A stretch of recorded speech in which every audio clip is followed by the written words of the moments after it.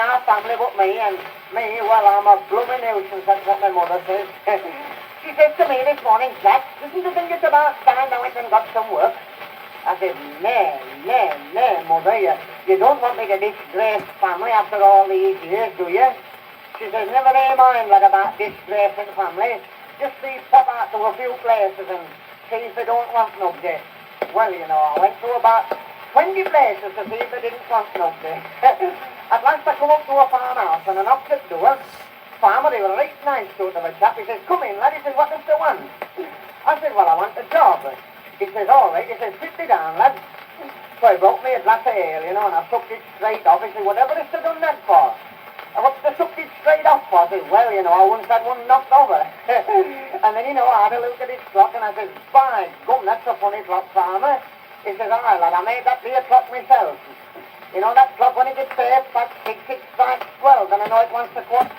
And pause when he gets, pause when he gets, pause when he gets, pause when he gets, pause when he gets, pause when he gets, pause when he gets, pause when he gets, pause when he gets, pause when he gets, pause when he gets, pause when he gets, pause when he gets, pause when he gets, pause when he gets. I said, lad, I once milked a coconut. I said, but I used the gimlet for that. He says, I mustn't use any gimlet on our cars or else there'll be a bit of bother, I tell him. Anyhow, he says, get the quite up and start. He says, what's pig? I said, pig is poor. He says, and what's poor?